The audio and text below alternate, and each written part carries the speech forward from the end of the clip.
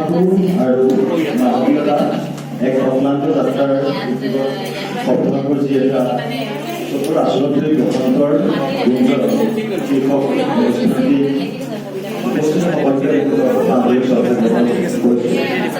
আমাৰ চৰকাৰ মহিলা বাইদেউ আছে উপস্থিত সকলোকে মই সেৱা জনাইছোঁ। মই এটা কবিতা পাঠ কৰি বৰ্তমান সময়ত অসমৰ এজন উদীয়মান কবি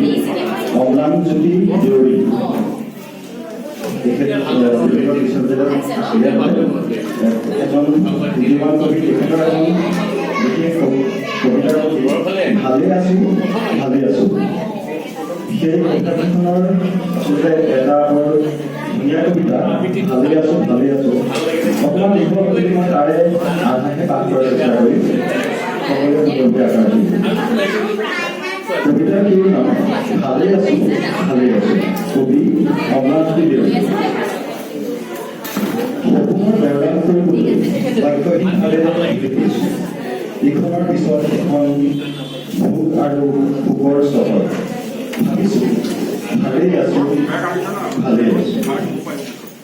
খিৰিকীৰ কাঠৰ দেখা নাই মেঘৰ আহা শুনা নাই বৰষুণৰ গান চিৰাল ভটা পথাৰ হ'ল বুকু ফুটাই যোৱা অভিনয় কৰিছোঁ ভালে আছো হাতে পাতে সন্তুষ্ট হৈছোঁ সেয়া নাই যদি লবণ সানিছোঁ দীঘলীয়া শাৰী পাতি সলনি কৰিছোঁ মোক লৈছোঁ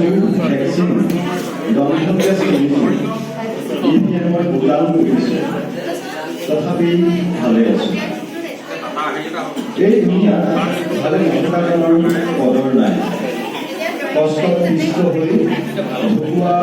উপৰি পুৰুষক শেষ বিদায় জনাইছোঁ চেল্ফি ক্লিক কৰিছোঁ যিহেতু মই ভালে আছো গাড়ী মটৰৰ দৰে শব্দবোৰ পাৰ হৈছে সাধাৰণ ঘটনাৰ দৰে মানি লৈছোঁ স্কুল এৰি ছাত্ৰই নিৰ্বাচনী বিজ্ঞাপন পঢ়িছে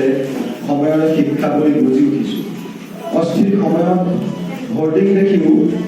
মূৰ তুলি চোৱা নাই কাৰণ এই দুনিয়াত মই ভালে আছো কিতাপৰ হিচাপ নিকাচ ভোট আৰু ভোটাৰৰ প্ৰাৰ্থনা সুখ আৰু সুখৰ হাহাকাৰ নিয়ম অনিয়মৰ অত্যাচাৰ দেখিছোঁ শুনিছোঁ বুজিছোঁ আৰু মুখ বন্ধ কৰিছোঁ যিহেতু মই ভালে আছো। ধন্যবাদ। আৰু আছিলে কিন্তু সময় বেছি লাগিব গতিকে ইয়াতে পাঠ কৰিলোঁ আশা কৰিছোঁ সকলোৱে শুনি ভাল পাব এটা বাস্তৱ কবিতা আচলতে ধন্যবাদ।